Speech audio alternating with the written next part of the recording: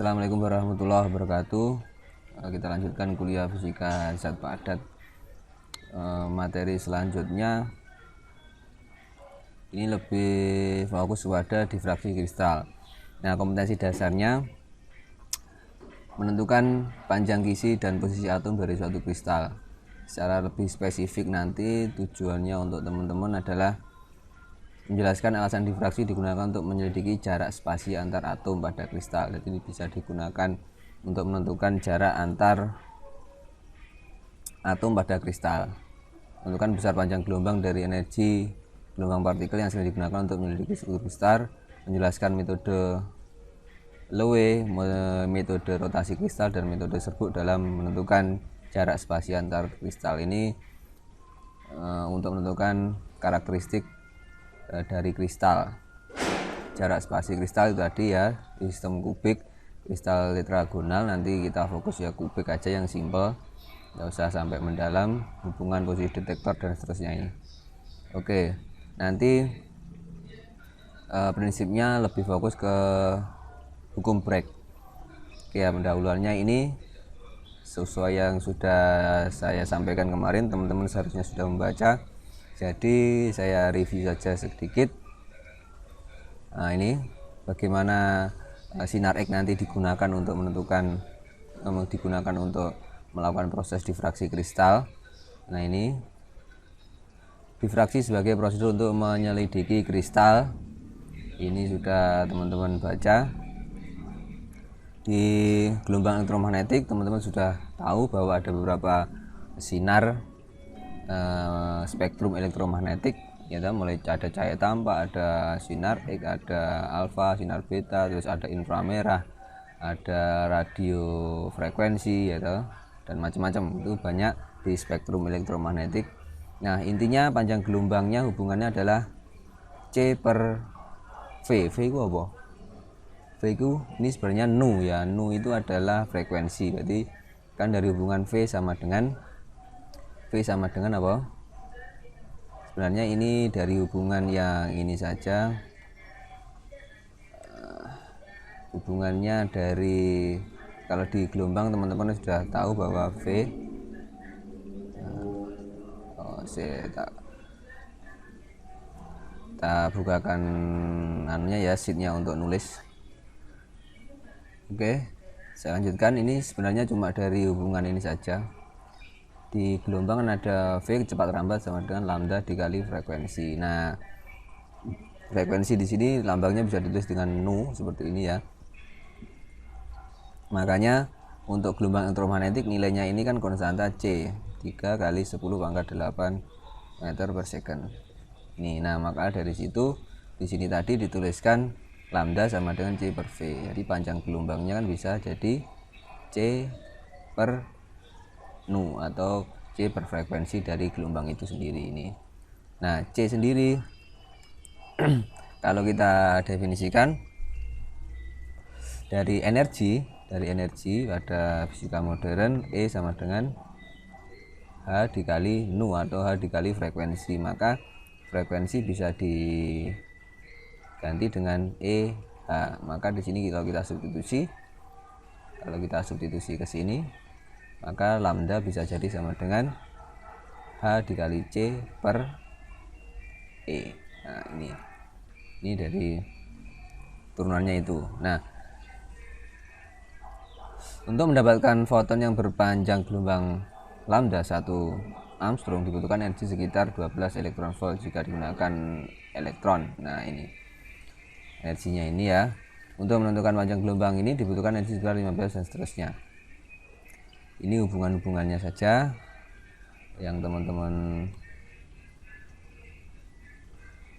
ini ya. Terus saya lanjutkan. Kegunaan ketiga jenis radiasi. Ini ada.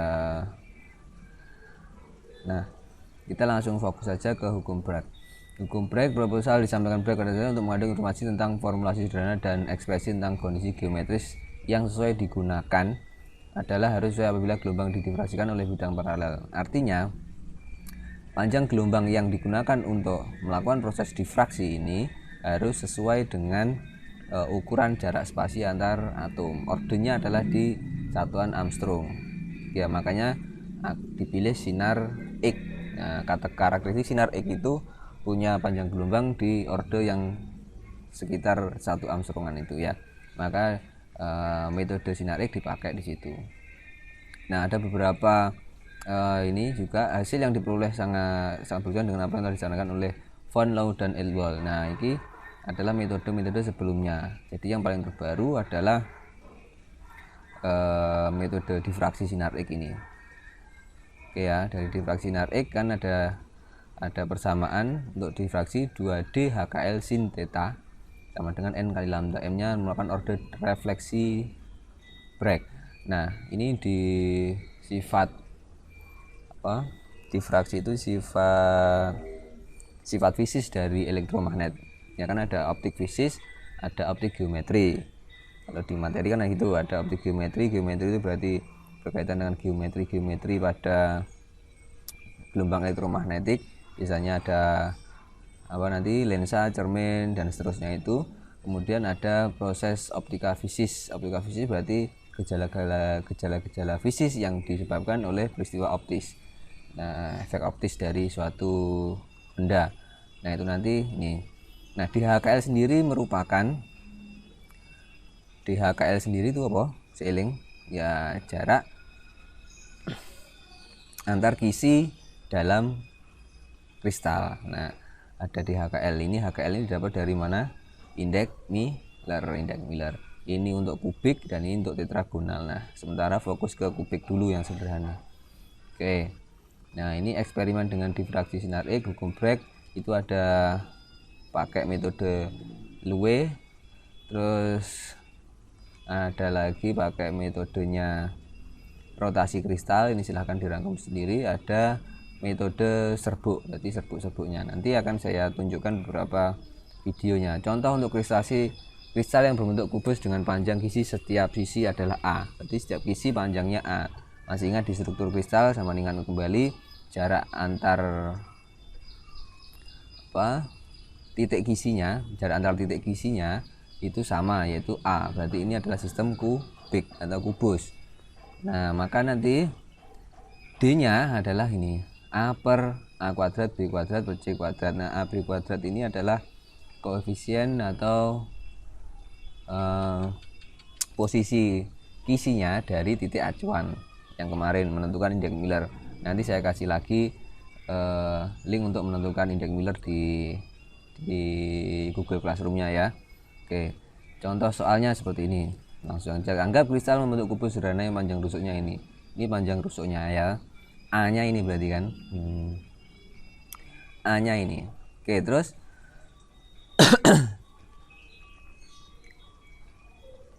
ya apa? Disinari dengan sinar X yang berpanjang gelombang ini lambdanya. Tentukanlah kumpulan bidang yang sesuai dengan kondisi Bragg, dan untuk masing-masing puncak tentukanlah besar sudut Bragg-nya. Nah, penyelesaiannya menurut kondisi Bragg sin theta sama dengan n lambda per 2D atau 2D sin theta sama dengan n lambda. D-nya di HKL ya. Untuk kubus sederhana jarak kisi bidangnya berada pada HKL, indeks Miller HKL adalah ini D per A HKL kuadrat pangkat setengah atau akar dari H kuadrat K kuadrat L kuadrat. Jadi sin tetanya adalah ini. 0,433 dikali ini ya. Oke. Wes terus ya apa?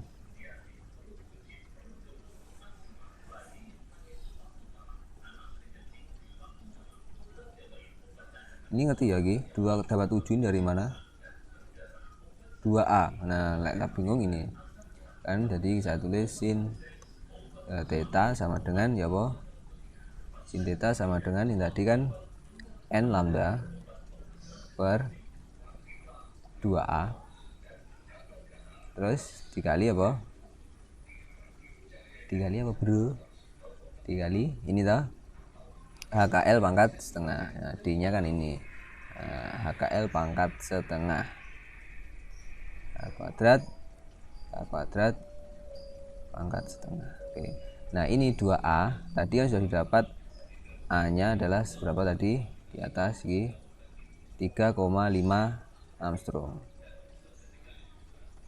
atau kalau kita definisikan dalam tetap dalam satuan Armstrong ya 3,5 ini kan sudah dalam satuan Armstrong juga, jadi nggak perlu dirubah-rubah, sudah bisa. Terus ini apa mau lambdanya ini adalah 3,1 Armstrong. Nah ini sudah dimasukkan saja, N dikali lambda berapa itu 3,1 per terus ya apa 2A dikali ini 2 dikali 3,5 dan terusnya HKL nya ini sini. Nah maka jadi ini N 3,1 per 7. Nah ini. Penjelasannya di bawah ini. Jadi ini nilai sin tetanya, jadi harga ini harus lebih kecil dari 1. Nilai sin maksimal kan berapa? 1, makanya harga ini harus lebih kecil dari 1. Artinya bila harga sin theta adalah 1 atau lebih kecil dari 1 akan dapat diperoleh variasi HKL. Nah, akan diperoleh variasi HKL yang sesuai. Orientasi yang sesuai dengan puncak memberikan struktur dari kristal itu sendiri. Orientasi yang maka nanti bisa diprediksi posisi kristalnya H-nya berapa, K-nya berapa, L-nya berapa. Hasil dari perhitungan diberikan pada tabel bawah ini. Nah ini caranya. HKL-nya ini, N-nya ini, N tadi apa? N tadi di sini adalah ini N kuadrat sudut hamburan diukur untuk masing-masing cincin. Dalam ini di mana N sama dengan I. N-nya adalah nilainya N kuadrat, A kuadrat, B kuadrat, C kuadrat. Nah ini kan kurang N tadi. Nah ini harusnya ada N-nya 0,443 N dikali. Nah, pokoknya di sini ini toh 0,433 N dikali ini. Oke, ini tetanya. Berarti kita bisa prediksi sudut tetanya. Ketika HKL-nya 100, maka N-nya tadi dapat dari mana? N kuadrat A kuadrat B kuadrat. Nah, ini A kuadratnya adalah 1, gitu. 1 kuadrat. Nah, berarti ini 0,43 untuk N1 ya, ini untuk N1. Nah, ini tetanya sekian. Untuk koordinat ini sekian. Makanya nilainya ini harus lebih kecil atau sama dengan 1. Makanya maksimal ini. Kalau dia ditambah 1 lagi, maka di sini nanti akan lebih dari 1. Berarti sudutnya harus ini. Nah, ini adalah orientasi hasil perhitungan sudut hamburan untuk berbagai bidang kristal. Oke, sekarang saya tunjukkan dulu prosesnya untuk difraksi. Contohnya ya, penjelasannya untuk difraksi CND. What is X-ray diffraction? What is X-ray diffraction, and what is it used for? In an X-ray diffraction experiment, a sample is placed into the center of an instrument and Ini illuminated with adalah a beam of proses X-rays. difraksi. The X-ray tube and detector move in a synchronized Di X-ray motion. tube ada detektornya, maka nanti ada ini letaknya, adanya di sini akan keluar seperti ini. Nah, ini metode serbuk, jadi ada serbuk-serbuk, di dalam serbuk ini ada atom-atom. Nah, ini ada struktur atom di sini. Nah, dalamnya ada di dalam atomnya. It's at this scale that the story of X-ray diffraction begins. X-rays are high energy light with a Ini adalah repeating gelombang yang area called dipancarkan. wavelength. Panjang gelombangnya Since the wavelength ini of X-ray is pastinya similar to the harus distance sesuai between dengan atoms. jarak antar atom atau antar fisi atomnya, A special ya kan? interference effect called Oke, diffraction X-ray-nya can be used to dipancarkan. measure the distance Nah, ini between adalah hasil difraksinya yang ditangkap di sini oleh detektor tadi. the atoms. Interference occurs when X-rays interact Nah, with each ini other. ada proses If the waves are in alignment, berinterferensi. the signal is amplified. Nah, kalau This ada is called interferensi, constructive interference. konstruktif interferensi. Kalau ada ketemu yang sama, fasenya sama, maka dia akan konstruktif. If the waves are out of Kalau alignment, fasenya the berlawanan signal is seperti ini, destroyed. maka This is dia akan called destruktif, destructive interference. hilang. When an X-ray encounters an atom, its energy Misalkan, is absorbed by the electrons. Itu ada getaran di Electrons occupy dalam special atomnya. energy states around an atom. Since this is not enough energy for the electron to be released, the energy must be re-emitted. Ya, kalau pas from a- kena atom, maka nanti di sini akan terjadi penyerapan energi. Maka yang terjadi adalah getaran atom. new X-ray. Nah, dipancarkan terhambur seperti itu ya toh. This process is called elastic scattering. Elastic scattering namanya. The repeating Nah, kalau ada beberapa arrangement of atom seperti ini forms membentuk kisi-kisi planes seperti ini separated ya by toh. well-defined Nah, di sini distances. ada D antar kisi-kisi ini ya toh. When the atomic Untuk planes kisi are exposed to an dipancarkan X-ray atom beam, X-rays are scattered by regularly spaced atoms. Strong Ki udan, amplification emitted jadi signals suaranya at rada. very specific angle. Nah, The scattered waves maka ada construct proses seperti ini.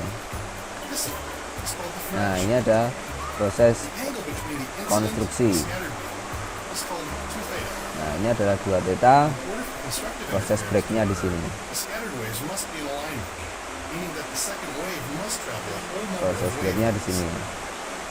In this case, 1/2 of a wavelength is traveled on the Ini distance, adalah posisi setengah lambda. Ini setengah lambda. including one additional wavelength. In the case of the next X-ray, one wavelength is traveled on both the Dari incident sini ke and sini the lambda, side di sini selambda. resulting in 2 wavelengths. This reinforcement occurs throughout the crystal. The exact angle at which diffraction Maka yang terjadi adalah membentuk proses begini. D setengah lambda. Nah, ini berapa theta? half the angle Oke, dari between the sini incident and scattered beams. lancar ke sana ya toh, menuju ke Long sana. side is the distance between the atomic planes. The short side we know is 1/2 of a wavelength.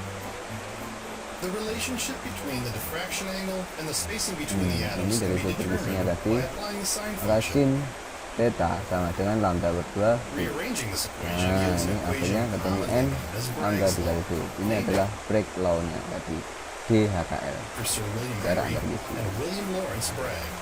Penyakit William Henry Bragg dan Lauren William Won the Bragg Nobel ini Prize in 1915 for their work Nobel analyzing Prize. crystal structures Dia with meraih X-ray Nobel diffraction. untuk menemukan metode diffraksi This sinar X technique ini of untuk X-ray diffraction struktur is used kristal. today for a wide variety of Nah, model alatnya seperti ini, ada pemancarnya. Ini zat yang mau dianalisis di sini. materials, ranging from a Kemudian single crystal epitaxy of thin films to polycrystalline mixtures Ada of detektornya powders, di sini. and Nah, even ini bentuknya randomly serbuk oriented ya. amorphous materials. X-ray diffraction helps scientists to develop new pharmaceuticals, classify rock formations based on their mineral components, and understand how the arrangement of atoms affects the behavior of energy storage Nah, materials. ini kegunaannya As sangat banyak scientists sekali push their hasil ability to dari engineer Bragg ini materials on the untuk atomic level, dunia X-ray diffraction fisika becomes material, increasingly material important sains. in their toolbox. Ya, khususnya di bidang zat Advances in padat. equipment design have made X-ray diffraction Itu adalah easier to use gambaran prosesnya and more untuk powerful than ever. diffraksi Bragg. Oke, ada lagi ilustrasi lain, Mbak, sebentar.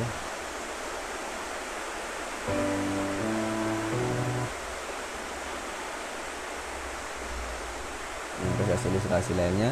Method that allow the determinant of crystallographic density and hence the crystal structure of an unknown crystalline solid. Jadi untuk memprediksi, makanya didapatkan bentuk struktur-struktur kristal itu dari prediksi menggunakan diffraksi sinar X. Nah, ini alatnya tadi. Nah, ini di dalamnya ada pemancarnya, X-ray source, pemancar sinar X-nya. Di sini ada X-ray detector. Di sini ada sampel holder, sampel yang mau diuji ditaruh di sini. Nah, ini misalkan ada BCC unit cell 110 plane bidang 110. Nah, ini sama harus bisa menentukan bidang 110 ini dari mana. Ayo, plane cut X axis at 1, Y axis at 1 and does not cut Z axis. Berarti sampai kemarin sudah struktur kristal harus paham lagi gimana menentukan titik potongnya di X, Y, Z agar bisa ketemu indeks Millernya, HKL-nya. Ini tidak kasih link lagi. Nah, ini bentuknya seperti ini. Ini BCC apa? BCC apa? Base center kubik. Pusat. Kubus di pusatnya ada ini loh. Kubus ada pusatnya. Jadi ini. Nah, ini bentuknya seperti ini. Ini kalau divisualisasi, kalau ada banyak kisi yang tersusun, ada banyak kisi yang tersusun, kemudian ditaruh di sini, makanya terjadi dipancarkan sinar X, gitu. Akan ada pantulan sinar X yang ke sana, ditangkap oleh detektor mau, gitu. Nah, ini Bragg law-nya 2 sin 2D sin theta per n lambda. Interplanar spacing, berarti interplanar spacing atau DHKL tadi, jarak antar kisinya ini ya, antar kisi ini. Nah, ini kan kisi 1, kisi 2, kisi 3 tadi toh, maka jaraknya antar bidang kisinya ini D. Theta.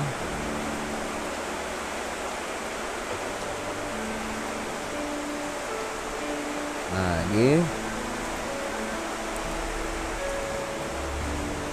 penjelasannya hampir mirip dengan yang tadi.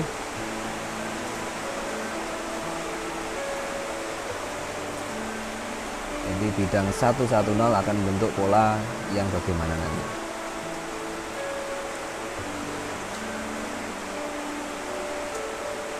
Nah, constructive interference in fase peak recorded at theta. Jadi ada puncak, untuk puncak-puncak tadi.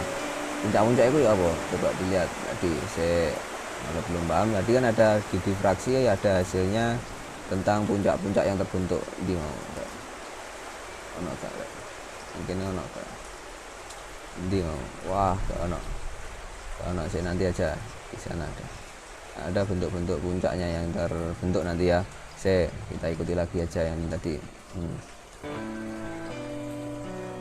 Nah, ini pada yang pertama theta 20,1 degree.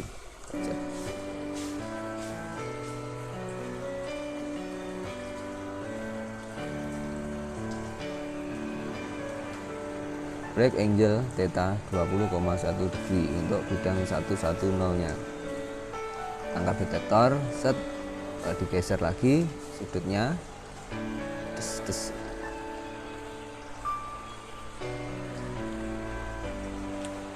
Nah, akan terbentuk gelombang ini, kita tangkap gelombang detektornya. Bidang penangkapannya tadi miring kita.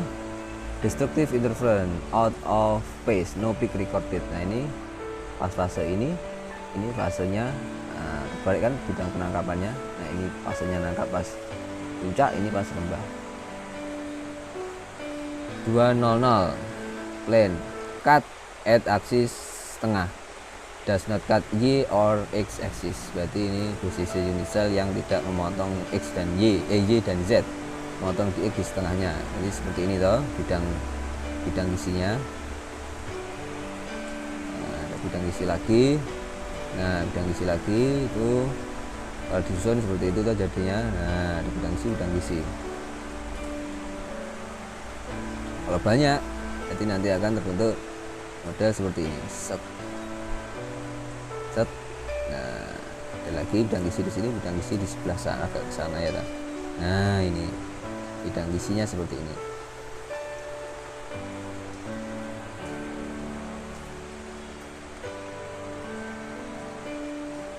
Set, lancarkan, terus kontrolkan.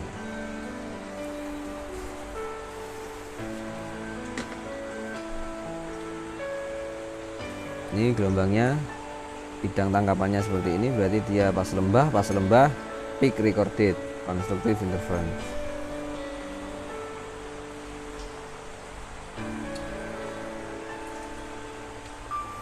Break angle-nya 29,1 degree. Nah, ini yang terbentuk. Di sini ada BCC 110 plane 20,1 degree. Nah, ini apa? 2 theta ini, 2 theta. Berarti kalau tetanya kan separuhnya ini 20,1, ini 40 kan 2 theta. Oke. Nanti akan terbentuk puncak seperti ini, konstruktif. Yang di sini berarti nanti dia destruktif tadi. Spektrum dari tangkapan gelombang sinar X.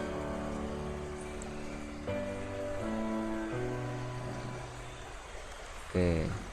Selanjutnya ada crystallographic density Tungsten. Nah, ini contohnya tungsten and proof that is indeed BCC. Ini ada bahan namanya tungsten dan kita dikasih gambaran bagaimana menentukan bahwa tungsten ini punya komposisi atau struktur kisinya adalah BCC, base center cubic.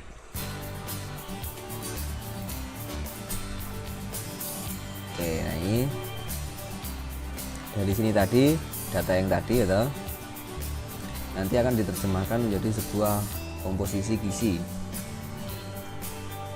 Nah, ini oke, for crystal of the cubic system, DHKL-nya jarak antar kisinya itu adalah alfa kuadrat atau A. Jadi jarak antar titik kisinya ini yang nilainya selalu sama loh, karena kubik, per H kuadrat K kuadrat plus L kuadrat. Ini kuadrat DHKL kuadrat. Nah, kalau D nya berarti tinggal di akar alfa atau A tadi, H kuadrat per K kuadrat L kuadrat di akar. Interplanar spacing, unit cell length, unit cell panjang, unit cellnya N, HKL are the Miller index, indeks Millernya. Oke, for 200 plane, HKL nya kan ini 2004, maka nilai D HKL nya adalah A kuadrat atau alfa kuadrat per 4. Hence D kuadrat area of one face of the unit cell, di areanya alfa kuadrat. Nah, alfa kuadrat ini. For crystal of the cubic system tadi, ini break law-nya kita masukkan ke sistem break law-nya 2D sin theta n lambda.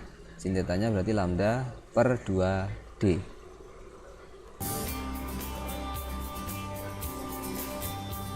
Oke, ada.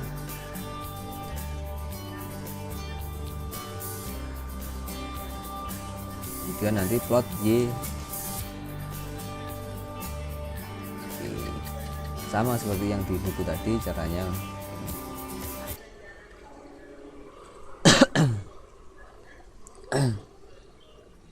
Ini 2 tetanya, ini tetanya, 2 tetanya tadi kan 40,2, berarti tetanya adalah 20,1. Sin kuadrat tetanya nilainya sekian, HKL-nya ini 1, integer for SC, simple cubic 1, integer for base center cubic 2, integer for FCC, face center cubic. Nah, if the face lattice is SC, then value HKL column multiplied by 1 dikalikan 1, BCC dikalikan 2, FCC dikalikan 3. From XRD spektrum, jadi diffraksi sinar X tadi, spektrumnya tadi dapatkan ini. Nah, sehingga ini terus selection rule for cubic system, berarti HKL-nya 1, simbol kubiknya ini tadi toh, simbol kubik, body center kubik gitu, BCC body center kubik, FCC face center kubiknya. Select. From the data point from XRD spectrum, FCC is eliminated as selection rule, do not allow for integer num. Berarti pas 6 ini di sini ada.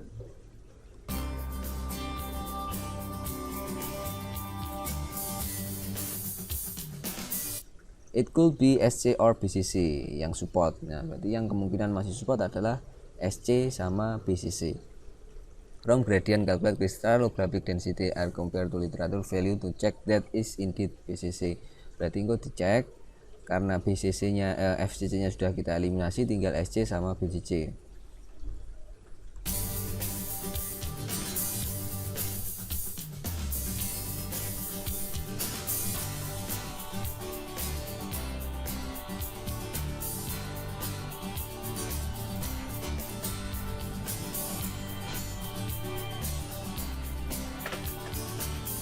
Nah, ini dicek integer 2 dikali HKL, ini sin 2 theta, diplot. Ada integer 2, ini sekian ya, integer 2 Y X terus apa tadi M, diplot. Y M X M nya adalah gradient, ini adalah X nya 2 bagaimana, X nya 4 bagaimana, kan gitu toh. Terus dicek Y nya ini ya toh 0,118, ini sin kuadratnya, terus satunya 0,237, berarti 237 di sini, sekitar di sini, ini saat 4. Oke, jadi ketemu gradiennya 0,591. For BCC unit cell, there are 2 atom per unit cell, ada 2 atom per unit cell, bener kan, ada 2 atom kalau BCC. Ini ini dari massa jenisnya, alfanya yang tadi sekian, inisial alfa 3 dan seterusnya ini. Crystal density 9, ini rapat density dari bahannya yang dituju tadi.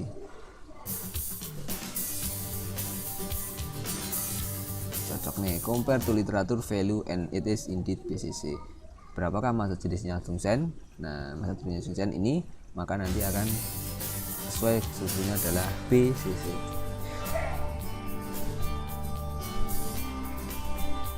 Interplanar distance tadi sudah ya alfanya itu. Nah, BCC 110 plane, berarti DHKL nya ini kan, nah, DHKL nya 2,24 Armstrong ke 110.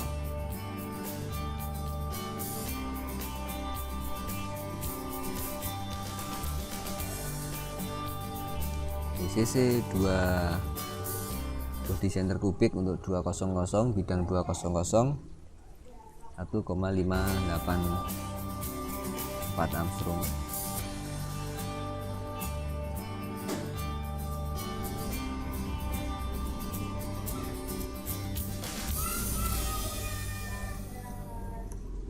Oke, sementara itu untuk materi difraksi sinar X-nya, difraksi kristalnya, nanti soal latihannya bisa saya share di Google Classroom juga, sama review atau resume dari materi ini tadi. Assalamualaikum warahmatullahi wabarakatuh.